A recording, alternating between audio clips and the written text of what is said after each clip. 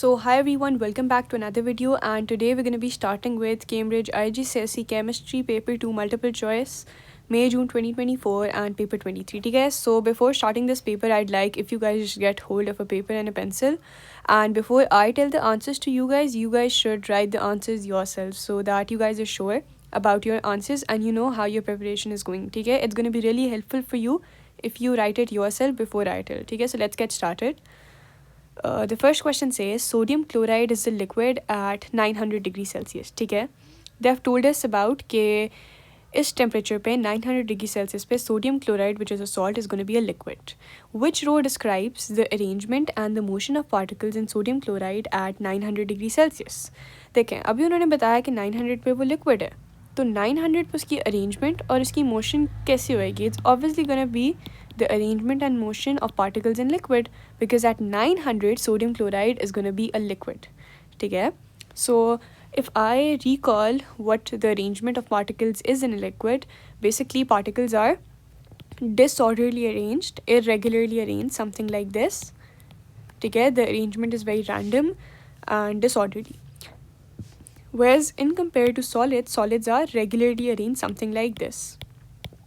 ठीक है, so it's going to be that it's not regular in liquids, it's going to be random.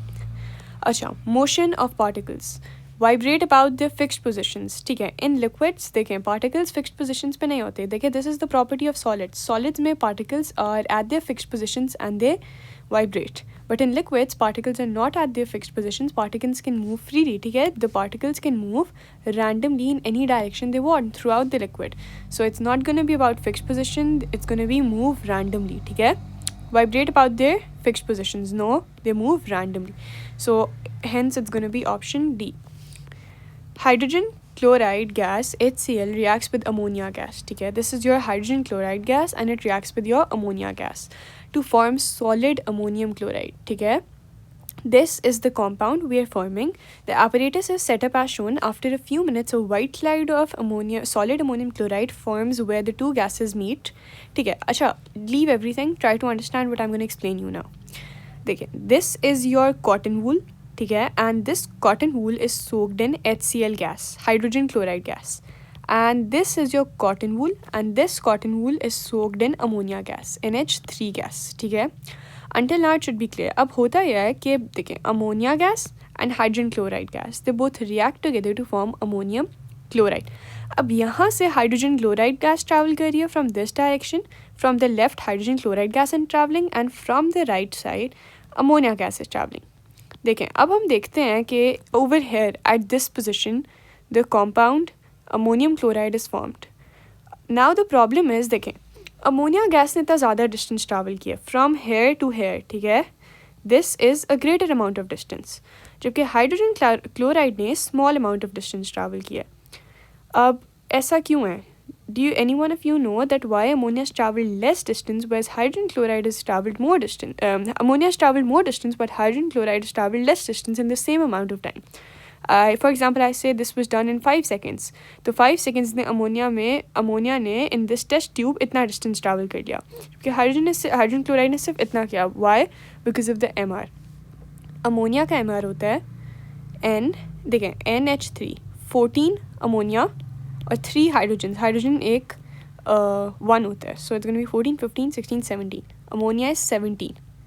Whereas hydrogen chloride gas HCl, chlorine is 35.5 and hydrogen is 1, so it's going to be 36.5. So hydrogen chloride gas has a higher MR. ठीक है, ammonia gas has a lower MR. So hydrogen chloride gas is heavier. I'm going to write it is a heavier gas. Heavier means that it is going to travel more slowly. That is why सिर्फ 5 seconds में ammonia जो है वो यहाँ तक travel कर लिया, इतना ज़्यादा डिस्टेंस ट्रैवल कर लिया टेस्ट ट्यूब में, जबकि हाइड्रोजन क्लोराइड ने सिर्फ थोड़ा सा डिस्टेंस ट्रैवल किया, because it is a heavy gas, it has a greater MR value. ठीक है, it has a greater relative molecular mass. That's why it traveled less distance, and ammonia is lower MR. That's why it traveled more distance. अच्छा, अब question is now asking us that how far along the test tubes does the white chloride of solid ammonium bromide form? now they've done some change. That experiment is repeated using hydrogen bromide gas. ठीक है, अब ये हमारे पास hydrogen bromide gas है. अब मैं इसका MR calculate करती हूँ. It's gonna B HBr. I know my bromine is 81 and my hydrogen is 1. ठीक है, bromine, it's going to make it 82. Let's check it out from the periodic table. We are always given with the periodic table. So bromine, where is bromine? It's 80, not 81, sorry. It's 80. And it's going to be 80 and it's going to be 1, so it's going to make it 81. ठीक है, अब मेरा HBr, the MR is 81. ठीक है, और मेरा ammonia का MR, it's going to be the same, जो कि है NH3. it's going to be 14, 15, 16, 17. अच्छा, अब वो कह रहे हैं कि where will the white cloud form. ठीक है, इधर से देखें, bromine hydrogen bromide will diffuse, इधर से हमारा अमोनिया डिफ्यूज़ होगा. ठीक है, where will the white cloud form. अब इस वाली अगर डायग्राम में आप देखें अमोनियम क्लोराइड में, तो the MR of hydrogen chloride was 36.5. जब इसका MR 36.5 था तो इसने इतना डिस्टेंस ट्रैवल किया था. ठीक है, फॉर एग्जांपल आई से कि ये मेरा 3 सेंटीमीटर डिस्टेंस है और ये मेरा 5 सेंटीमीटर डिस्टेंस है. ठीक है, जब उसका MR 36.5 था तो उसने 3 सेंटीमीटर डिस्टेंस ट्रैवल किया था. अब उसका MR हो चुका है 81, तो अब वो कितना डिस्टेंस ट्रैवल करेगा, वो और ज़्यादा हैवी हो चुका है. ठीक है, just try to understand, it is become more heavier. Now it's even gonna travel less. अगर पहले it travel 3 centimeter, so now it's gonna only travel 2 centimeter, 1 centimeter. So it's gonna travel more slowly. So अब हमारा it's gonna form over here. Ammonia is going to travel till here, whereas only hydrogen bromide is going to travel till here. So the answer is going to be A. And they're going to meet over here at point A. Why? Because the gas has become more heavy. First we were using hydrogen chloride, which was less heavier. Still our solid formed near this. But now the gas is even more heavier. So it's going to form even near to this. ठीक है? Because the heavier you are, the slower you diffuse. Okay, the less the rate of your diffusion. Okay, let's move on. Substance P and Q both conduct electricity. Okay, P is a mixture of 2 different types of atom. Okay, we know that P is a mixture and hence we're gonna check for P. Okay, compound is not a mixture. A compound is not a mixture, so it cannot be compound. Alloys are mixture. Alloys are mixtures of metals. ठीक है, done with this. Q is made of only one type of atom. Only one type of atom means that what kind of structures are made up of only one type of atoms? Elements. Elements are made up of only one type of atom. देखिए, अगर हम कहते हैं we have sodium element, that means that inside this I only have sodium atoms. ठीक है, only sodium atoms. ठीक है, where if I have a compound or if I have different structure, I'm going to have different atoms. But in element, all the atoms are same. So substance Q, if it has only one type of atom, it got to be an element. It cannot be a compound. It cannot be an alloy. ठीक है, alloy is a mixture. Alloy is a mixture of metals. So it's going to have different type of atoms. So the answer is going to be, it's an element. So it's going to be A. ठीक है, let's move on. An atom of element R, ठीक है, contain 15 protons, 16 neutrons and 15 electrons. What is R? अब देखें, the proton number tells us about the identity of an atom. Because proton number is the most distinguishable property of an atom. ठीक है, अगर हम periodic table देखें, so every element in the periodic table has a different proton number. Every element. You cannot tell me 2 elements in the periodic table have same proton number, because that's the identity of an atom. It's proton number. Okay? So if they say that an element has a proton number of 15, in the entire periodic table there's only going to be one element that's going to have a proton number of 50, and that is phosphorus, right over here. Okay? And if you subtract 15 from 31, you're going to get 16, and that's going to be a number of neutrons, exactly what the question told us. So it is going to be phosphorus. ठीक है, I don't care about other things. ठीक है, neutrons, electrons, this 15 told me that it's going to be phosphorus atom. ठीक है, which molecule contains a double covalent bond between two atoms of the same element. ठीक है, first thing is that I got to figure out a double bond, a double covalent bond, and between atoms of the same element. If I talk about carbon dioxide, let me draw structures in order to clarify myself so that we're more clear. देखिए, carbon dioxide में this is our carbon, and with carbon we have two oxygens. This is going to be the first oxygen, this is the second oxygen, and between carbon and oxygen we have double covalent bonds. देखें, carbon dioxide में we have double covalent bonds, but the problem is that it's not between two atoms of the same element. देखें, it's between carbon and oxygen. Carbon and oxygen, carbon dioxide is something like this. There is a double bond in carbon dioxide, but it's between carbon and oxygen. It's between carbon and oxygen. हमें double bond चाहिए दो same elements के दरमियान में. So it cannot be carbon dioxide, not because it does not have a double bond. It has a double bond, but the problem is the double bond is between different atoms. Carbon और oxygen के दरमियान है. We need between two same atoms. So option A cannot be our answer. Let's talk about ethanol. Now ethanol is not going to have double bond. देखिए ethanol क्या होता है? C2 and H5 and OH. This is your ethanol. Now the problem is ethanol does not have even a single double covalent bond. ठीक है, all the bonds in ethanol are single. ठीक है, so there's no double covalent bond. We need double covalent bonds. Next is ethene. अब ethene का structure draw करते हैं. Ethene, what basically ethene is two carbon atoms, C2H4. So we have got two carbon atoms, carbon, and between the two carbon atoms we have a double covalent bond like this. देखें, ethene is an alkene ना, तो alkenes में we have double covalent bonds. This is the structure. So double covalent bond, and then we're going to draw 4 hydrogens. ये देखें, ये हमारा ethene है, and here we get our double covalent bond between atoms of same element, जो कि है carbon और carbon. In ethene we have a double covalent bond between atoms of same element, and the two atoms are going to be carbon and carbon atoms. So the correct answer for this is going to be ethene.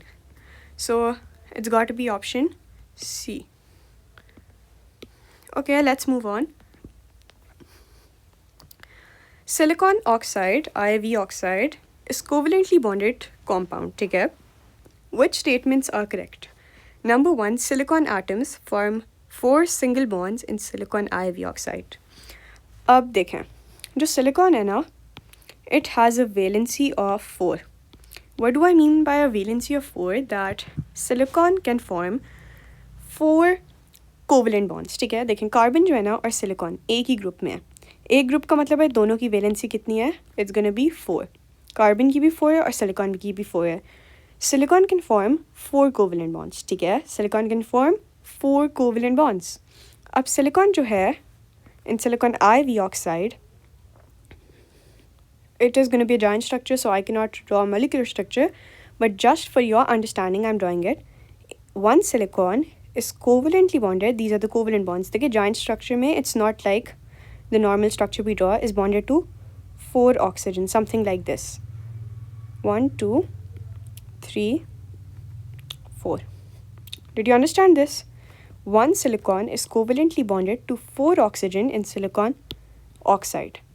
ठीक है. In turn, I'm going to explain this. In turn, देखिए oxygen जो है ना वो कौन से group में है? 6 में. 6 ग्रुप का मतलब क्या है? आखिरी शेल में 6 इलेक्ट्रॉन्स. आखिरी शेल में कितने चाहिए होते हैं? 8. बट ऑक्सीजन के आखिरी शेल में कितने हैं? 6. मतलब वो 2 और गेन करेगा. सो it's gonna have a charge of 2 negative. तो ऑक्सीजन कितने बॉन्ड्स फॉर्म करते हैं? 2 बॉन्ड्स. देखिए एक बॉन्ड तो ऑक्सीजन इस सिलिकॉन के साथ कर है. ठीक है, अब ऑक्सीजन को एक और बॉन्ड फॉर्म करना है. So in turn one oxygen is covalently bonded to how many silicon? 2 silicon.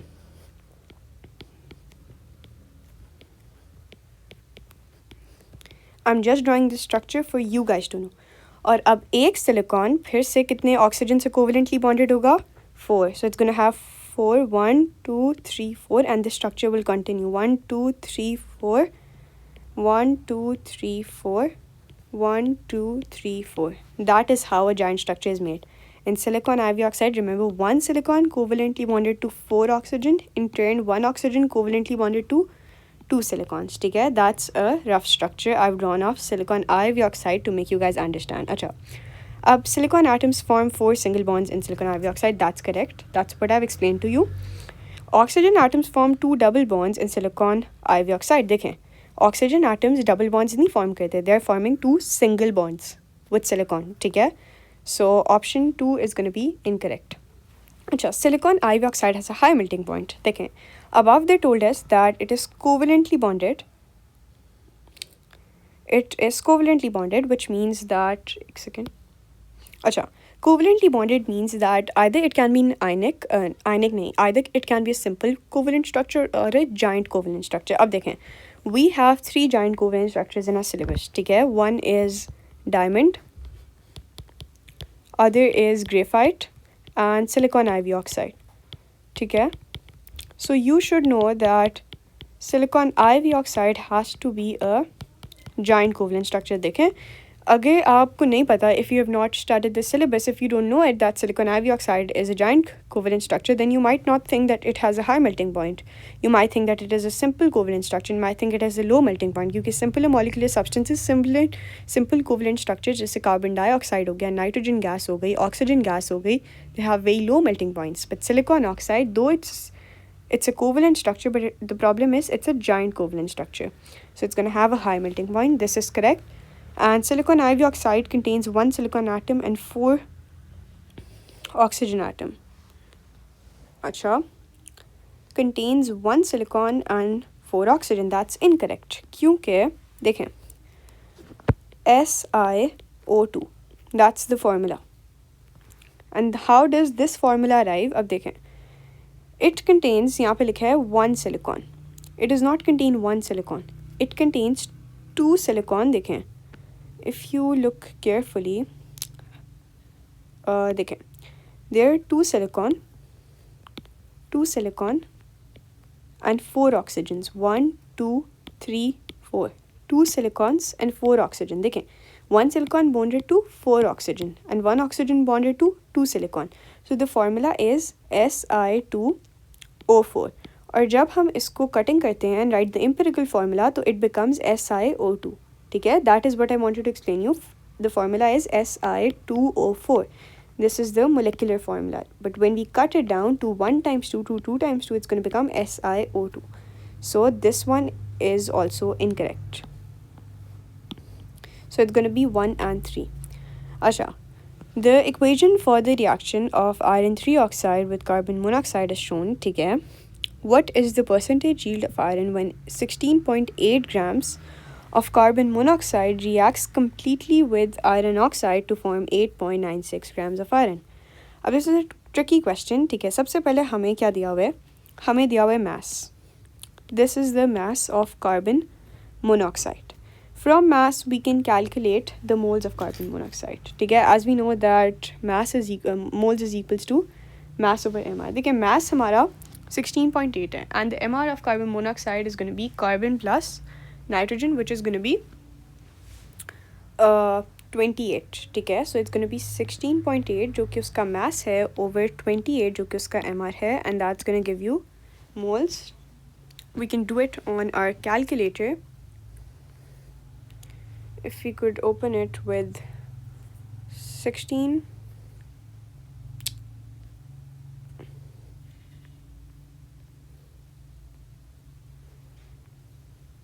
So we have a slide view like this.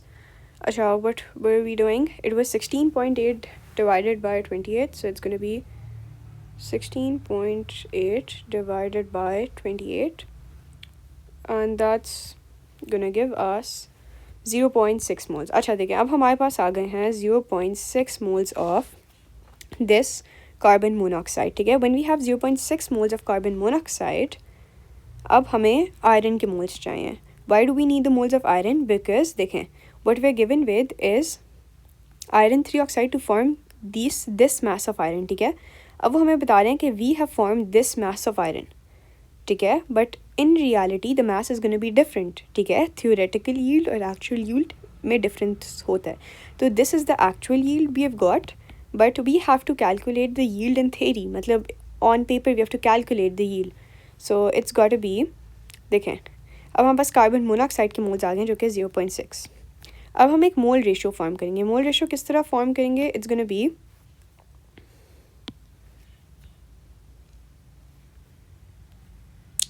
देखें 3 moles of carbon monoxide are reacting with 2 moles of iron, ठीक है. So it's going to be 3:2, 3:2, ठीक है. So now what one important thing here is, अब हमारे पास 0.6 moles हैं, 0.6 moles हैं इसके. So there are going to be x moles of iron. I'm going to explain it again. देखें ये carbon monoxide के मोल्स थे और ये हमारे पास आयरन के मोल्स थे. हमें इस इक्वेशन से पता चला, the equation we were given in the question, कि इसके 3 मोल्स इसके 2 मोल्स के साथ रिएक्ट करते हैं, ठीक है. तो हमने लिखा कार्बन मोनोऑक्साइड के 3 मोल्स आयरन के 2 मोल्स के साथ रिएक्ट करेंगे. फिर हमने निकाले, वी कैलकुलेटेड आउट कि कार्बन मोनोऑक्साइड की 0.6 मोल्स, 0.6 मोल्स उसके कितने मोल्स के साथ रिएक्ट करेंगे? x मोल्स के साथ, ठीक है. सो अब हम अगर इस इक्वेशन को सॉल्व करें तो इट्स गोना बी, ये से मल्टीप्लाई होगा 0.6 into 2 divided by 3 is going to give us x. x क्या होंगे? आयरन के moles. So it's going to be 0.6 into 2 divided by 3. 0.6 into 2 divided by 3. And here we go with the moles of iron जो कि हैं 0.4. तो अब हमारे पास आ गए 0.4 मोल्स किसके? आयरन के. अब देखिए मेरे पास आयरन के मोल्स आ गए हैं. अब can I calculate the mass of iron that will be produced? अब I am gonna explain all this again to you guys. सबसे पहले हमने कार्बन मोनोऑक्साइड के मास से उसके मोल्स निकाले, ठीक है. 16.8 उसका मास था, डिवाइड किया उसके एमआर से 28, उसके मोल्स आ गए 0.6. फिर हमने मोल रेशियो फॉर्म की कि 3 मोल्स कार्बन मोनोऑक्साइड के 2 मोल्स बना रहे आयरन के, तो इसके 0.6 मोल्स बनाएंगे इसके x की वैल्यू आ गई 0.4. मतलब हमारे पास इक्वेशन में 0.4 मोल्स बनेंगे आयरन के. अब 0.4 मोल्स का कितना मास होगा? आयरन का एमआर होता है, आयरन का एमआर होता AR होता है, सॉरी, इट्स 56. तो mass is equals to MR which is 56 into moles, जो कि हमने अभी कैलकुलेट किया 0.4 आ गए.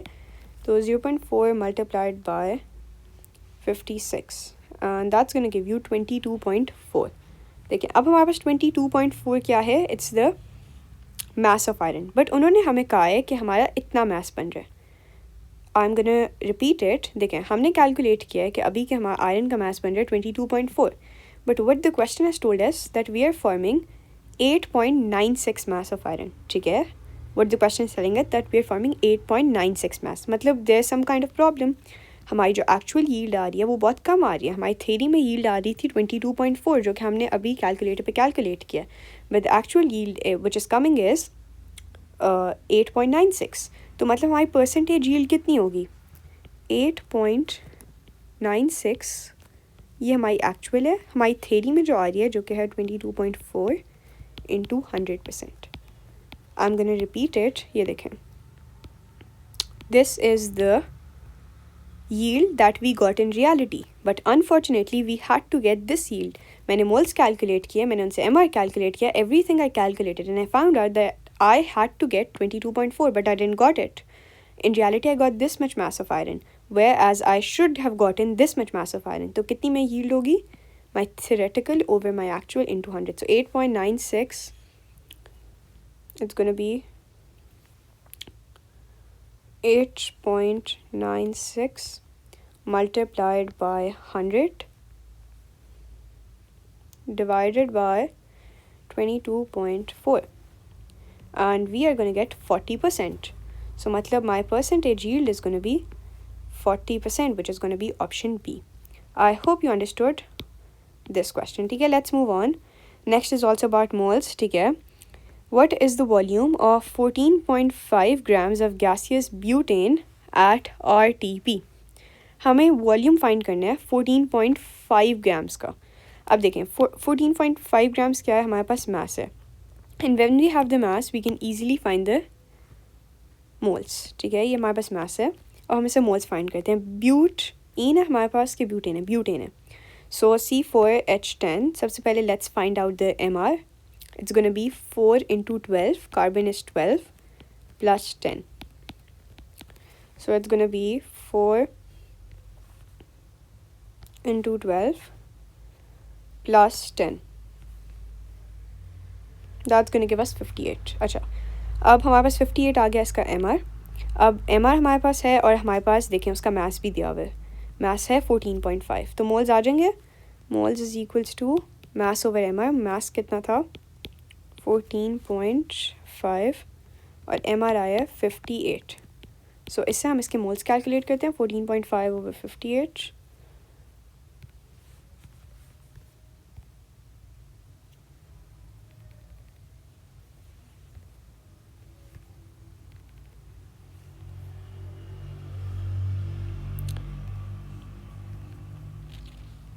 We have 0.25 moles. अब हमारे पास देखें 0.25 मोल्स आ गए. किसके आ गए? हमारे ब्यूटेन के मोल्स आ गए. अब हमारे पास मोल्स आ गए ब्यूटेन के. अब हम क्या करेंगे? सिंपल जो हमारा फार्मूला होता है मोल्स वाला, which is that moles is equals to, हमें वॉल्यूम फाइंड करना है. Volume over 24. ठीक है, अगर हमें DM क्यूब में फाइंड करना है. So 24 I want to find it DM cube. So that's gonna be my formula. My moles are 0.25, which I'm going to multiply with 24, so I'm going to get the volume. And the volume is 6 DM cube.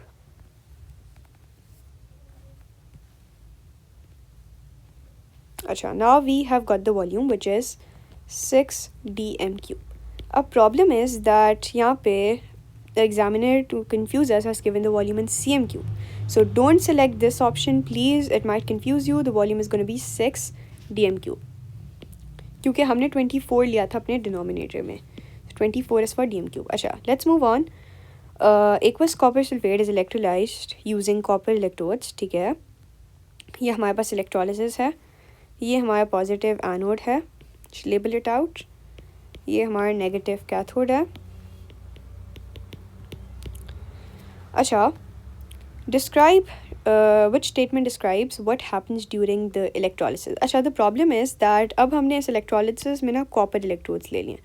copper electrodes का मतलब होता है कि दोनों हमारे जो anode और cathode है ना, उस पर कोई वो नहीं होएगा, like there is going to be no different element going to be formed, क्योंकि हमारे पास हमारे सोल्यूशन में भी कॉपर है और हमारे पास उसमें भी कॉपर है. हमारे इलेक्ट्रोड्स में भी कॉपर है और सोल्यूशन में भी कॉपर है. It's a copper sulphate solution with copper electrodes. So now what we're going to do is कि अब हम अपनी options पढ़ते हैं. Copper atoms gain electrons at the cathode and copper ions lose electrons at the anode. अच्छा, copper atoms देखें. Copper atoms, how can they gain electrons? How is this ever possible कि copper जो कि एक metal है वो gain कर ले electron, और वो भी कैथोड पे. कैथोड पे 2 रिडक्शन होती है, गेन होता है, बट एटम्स का नहीं, आयंस का गेन होता है. हमेशा याद रखना, कैथोड पे आपके पास कॉपर प्लस आयंस होते हैं, और जब आयंस आपके इलेक्ट्रॉन्स गेन करते हैं तो आप कॉपर बनाते हैं. आपका कॉपर एटम गेन नहीं करता. ठीक है, कॉपर एटम के नॉट गेन. कॉपर एटम तो लूज़ करते हैं इंस्टेड और आयंस बनाते हैं. So this is completely false. अच्छा, electrons move in the external circuit from the positive electrode to the negative electrode. What do you guys think? अब मैं आपको एक बात बताती हूँ. देखें, ये जो एनोड होती है ना, एनोड पे the process that happens is reduction. ठीक है, और जो हमारी कैथोड होती है, the process that happens is oxidation. ठीक है, नहीं, sorry I have written it wrong. I am so sorry for this. It's oxidation at the anode, एनॉक्स, sorry I am so sorry, and reduction at the cathode, sorry. अच्छा, अब होता क्या है, देखें, जब एनोड पे आपका होना होता है ऑक्सीडेशन. ऑक्सीडेशन क्या होता है? Loss of electrons. तो एनोड पे जो आपकी पॉजिटिवली चार्ज्ड है, basically what happens is there is a loss of electrons. यहाँ पे इलेक्ट्रॉन्स लूज होते हैं. ठीक है, this anode the electrons are lost at the anode. तो यहाँ पे the electrons are gonna lose. तो यहाँ से इलेक्ट्रॉन्स जो हैं they move upward something like this. यहाँ पे देखें, फॉर इंस्टेंस मैं कहती हूँ कि यहाँ पे हमारे पास कॉपर एटम था. देखें, कॉपर ही है. तो एनोड पे क्या होगा, ये जो कॉपर है ना, ये अपने 2 इलेक्ट्रॉन्स लूज़ करके सोल्यूशन में आ जाएगा और बना देगा Cu2+ आयंस. तो एनोड पे हमेशा लॉस ऑफ इलेक्ट्रॉन्स होता है. ठीक है, एनोड पे हमेशा लॉस ऑफ इलेक्ट्रॉन्स होता है। तो जब एनोड पे हमारे पास इधर ये इलेक्ट्रॉन्स लॉस हुए हैं, तो ये इलेक्ट्रॉन्स अब क्या करेंगे, they move from here to here, और वो हमारे कैथोड पे आ जाते हैं, ठीक है। व्हाट डिड आई से, एनोड पे जब हमारे पास इलेक्ट्रॉन्स लूज होते हैं तो वो हमारे कैथोड पे आ जाते हैं। सो what basically happening is these electrons will travel all the way towards the cathode. तो in short what I can say is ये my electrons are moving towards the cathode, कि my electrons move from the positive electrode to the negative electrode, ठीक है। my electrons move from the positive electrode to the negative electrode. So in the external circuit the electrons are moving from the positive to the negative electron. electrons की direction ये है, this is the direction of the electrons. Why this is the direction of the electrons? Because anode पे हमारे पास loss होते हैं, electrons loose होके cathode की तरफ आते हैं, ठीक है। So option B is correct कि electrons move in the external circuit from the positive electrode to the negative electrode, ठीक है। So it's gonna be option B. अच्छा, ऑप्शन सी को भी रीड कर लेते हैं। Copper two ions move through the electrolyte from the cathode to the anode, that is incorrect. देखें, जो हमारे कॉपर आयंस हैं ना, they indeed move but they don't move from the cathode to the anode. देखें, copper ions हमारे anode से release होते हैं इस तरह, और वो कैथोड पे मूव करते हैं। तो वो कैथोड से एनोड पे नहीं बल्कि एनोड से कैथोड पे मूव करते हैं। इधर रिवर्स लिखा है कि they move from the cathode to anode, that's correct. Incorrect, that move from the anode towards the cathode. अच्छा, copper is formed at the cathode and oxygen formed at the anode. हमेशा याद रखें, whenever you have copper electrodes, ठीक है, आपका oxygen नहीं form होता, क्योंकि आपके पास कॉपर इलेक्ट्रोड्स में कॉपर का सोल्यूशन भी है, ठीक है। That means that the copper electrodes are now gonna react, they gonna lose copper and they gonna gain copper, ठीक है। Copper electrodes are gonna react. So what basically is gonna happen is that you can not form oxygen, ठीक है, you cannot form oxygen. So this is also incorrect. Copper is formed at the cathode, oxygen at the anode. This was a very confusing option and I guess many of you must have selected this, but I confirmed it in the marking scheme as well that this option is completely wrong, because whenever you have reactive electrodes which are copper electrodes, and you have a copper salt, you cannot form oxygen or chlorine or any other product. It's going to be copper that's going to be lost and formed as well. And that's it for today's video. I hope you liked it. In the next part, I'm going to solve the remaining MCQs. And if you do like it, subscribe to the channel, and bye-bye.